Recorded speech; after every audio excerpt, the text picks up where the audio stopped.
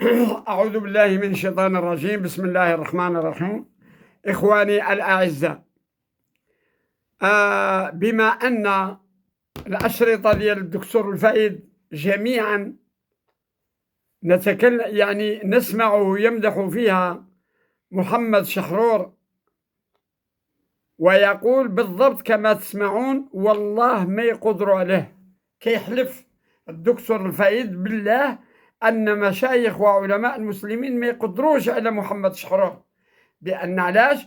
قال بأنه كيجيب شي أمور بواحد السرعة وواحد البديهية كبيرة وواحد السرعة فائقة في الاستشهادات ديالو لإخراج النصوص اللي كيستشهد بها في نشر مبدئه ومذهبه وفلسفته.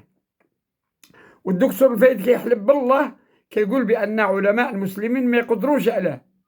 فدليل على أن الدكتور الفايد مقتنع 100% بأستاذية شيخه الكبير محمد شحرور، اللي توفى وجاء عند الله وهو حاسبه. نرجو الله تعالى أن يحاسبه بما يعني على قدر ما عند الله سبحانه وتعالى من حقائق تجاهه. فإذا هذا محمد شحرور الذي أحدث في الإسلام بدعة لا يمكن أن تتصور خطورتها. اسمعوا أحبتي الكرام الأستاذ ديال الدكتور ديالنا محمد الفايد اللي كيمدح شحرور مدحا عظيما. ماذا يقول محمد شحرور في التفسير والمعنى الحقيقي للإسلام؟ هذا الكلام منقول من الكتابات ديالو، اسمعوا جيدا. كيقول بأن الإسلام عنده جوج المعاني: معنى تشريعي وهو اللي التعريف للإسلام، يعني كونه قواعد 5 سطرت من أجل رسم خريطة الإسلام ومن يدخله وتحديد الموقع لكل من يعتنق هذا الدين، القواعد 5. ثم استشهد بأن هذه النصوص ديال القرآن جاءت لتضع الحبل في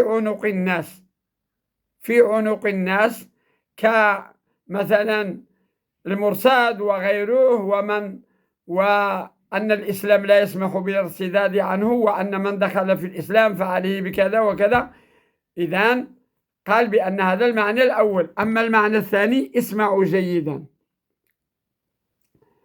قال بأن المعنى الثاني للإسلام هو معنى زمني. المعنى الأول معنى تشريعي، والمعنى الثاني معنى زمني خاص. وهو المعنى التشريعي المؤسسات التنظيمي الاجتماعي المتعلق بزمان ومكان محددين. معنى عابر ومحدود هو الشريعة المحمدية. وهذا المعنى كيقول محمد شحرور الأستاذ ديال الدكتور الفايد، وهذا المعنى ليس دينا بل هو قانون اجتماعي وسياسي، كما يؤكد محمد شحرور. محمد شحرور يؤكد بأنه الإسلام ما هو إلا قانون اجتماعي سياسي خطه محمد من أجل خلق أمة ودولة يكون هو قائدها. كما يؤكد قلنا محمد شحرور، وهذا المعنى ليس الإسلام بل هو ظاهرة زمنية من ظواهر الإسلام، أي أنه كانت هناك أسباب كارمية أممية أدت إلى ظهور الشريعة المحمدية. إن تعريف محمد للإسلام كلام محمد شحرور. إن تعريف محمد يعني النبي صلى الله عليه وسلم الإسلام في حديث جبريل المعروف: الإسلام أن تشهد أن لا إله إلا الله وأن محمد رسول الله وتقيم الصلاة وتؤتي الزكاة وتصوم رمضان وتحج البيت إن استطعت إليه سبيلا. رواه مسلم.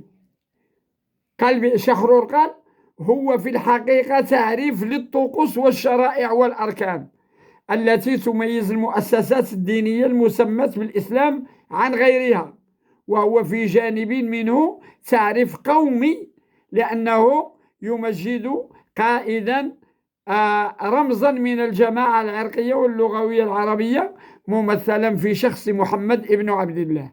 الجانب السياسي، وكيقول شحرور: ويفرض الزكاة ويفرض السياحة على شكل حج. فهمتي؟ الزكاة جانب اقتصادي، والسياحة في الجانب الحج، في جانب يعني جانب الحج، لأن الحج ركن من أركان الإسلام. يعني من كل بقاع العالم ضروري مرة في العام خص يجيو مكة، ويدخل فيها الجانب الاقتصادي، لأن الحج فيه من الأسباب الاقتصادية كثير جدا، كالبيع والشراء والأضاحي إلى غير ذلك. هنا كيقول: وبالتالي فإن هذا التعريف يؤسس لدولة وأمة ناشئة وأنظمة ديكتاتورية لاحقة، ويضع دستورا دينيا لها يجمعها ويوحدها تحت راية واحدة. هذا المعنى الضيق الذي يفهمه المسلمون على أنه الإسلام الكامل والكوني، فهم يخلطون قانون الكرم الكوني بأحد تجلياته الزمنية، فيريدون تطبيق التشريع المحمدي على كل زمان ومكان. يقول محمد شحرور: في حين أنه تشريع محدود ومقيد ببيئته الجغرافية والثقافية والسياسية والدينية، فكل بيئة تفرز تشريعا محددا خاصا بها ليلبي متطلباتها، وبالتالي لا يصلح لبيئة وزمن مختلفين، فهو زائل بزوال الدولة أو المؤسسة التي صنعته، أو بتغير البيئة والعصر والحاجات التي استدعت وجوده. لا يمكن لقانون وضع لتلبية حاجة معينة في مكان معين وزمن معين أن يصلح لتلبية حاجة أخرى مختلفة في كل مكان وزمان مختلفين تماما. هذا كلام محمد شحرور. القرآن يتحدث عن الخيل والبغال والحمير والجن والرق العبيد وتعدد الزوجات وقتال الكفار، وعن أمور لا تمت إلى زماننا وبيئتنا في شيء. كانت الخيل أفضل وسيلة للنقل في ذلك الزمان، ومن الطبيعي أن يذكرها القرآن ويذكر الأساطير والخرافات والثقافة السائدة وقت ظهوره، لكن من غير الطبيعي ومن غير المنطقي أن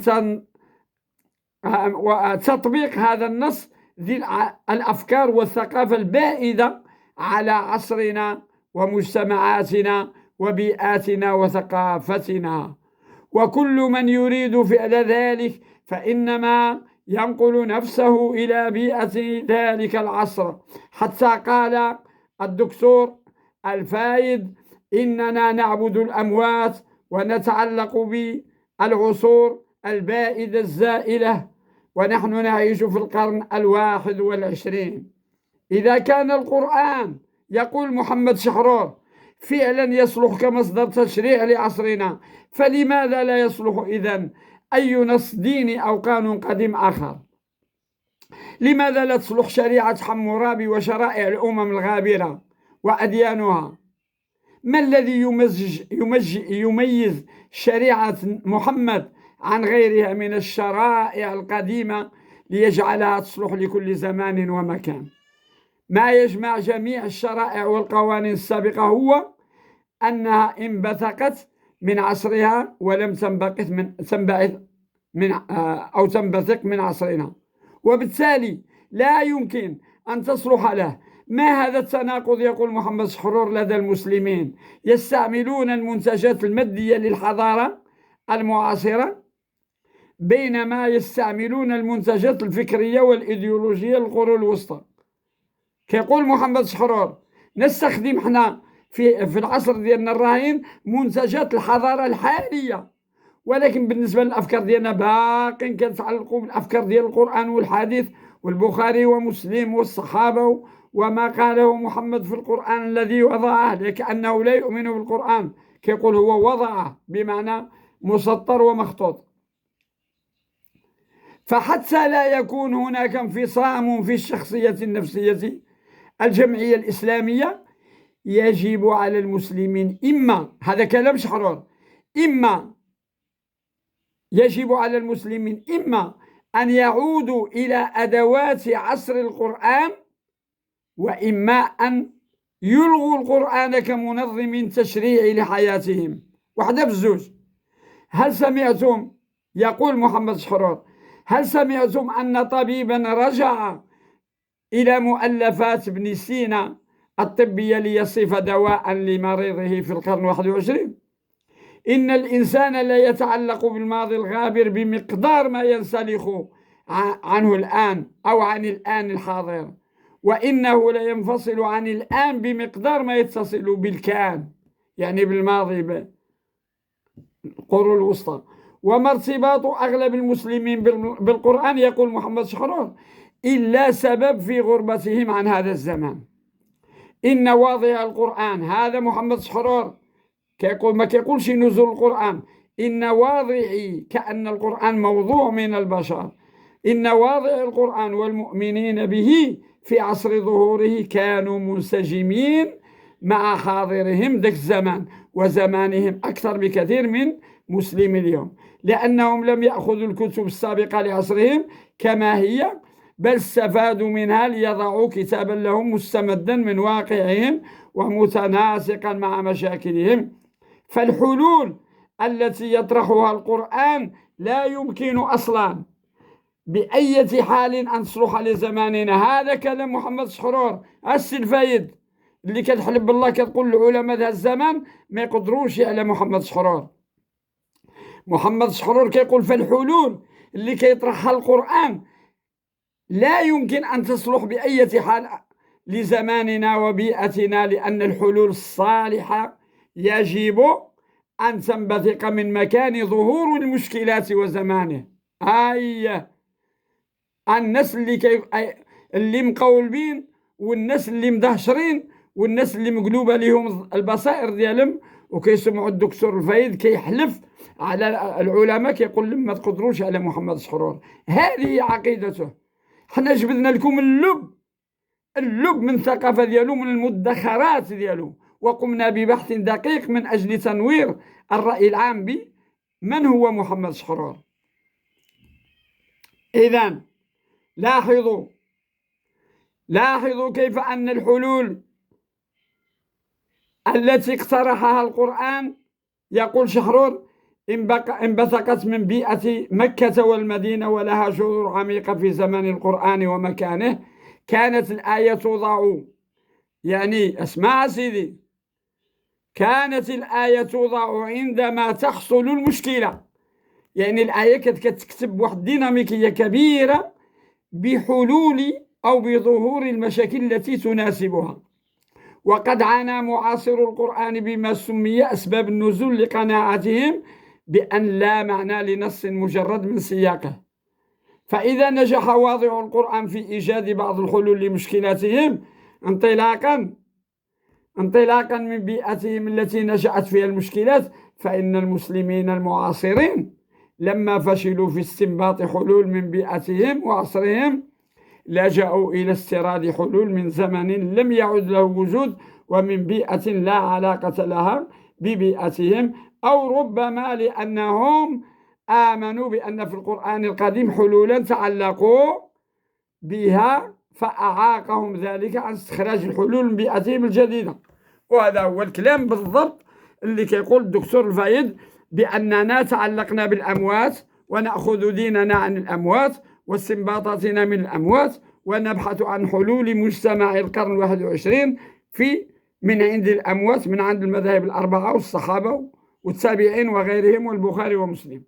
كلام تماما الدكتور الفايد يتمشى مع كلام محمد شحرور. وسأبحث لكم في البحث القادم عن كذلك مصائب ومعضلات ما يسمى بعلي الكياني، إلا كيبين لكم الآية في القرآن وكيعلو إلى الأعناق ديالها وكيعوجها من أجل استرضائكم ومن أجل يعني الاستحواذ على عقولكم، فإني سأبحث له عن العمق الذي يضرب به الإسلام من حيث لا تشعرون. إذا إخواني الأعزاء، الله يجزيكم بخير.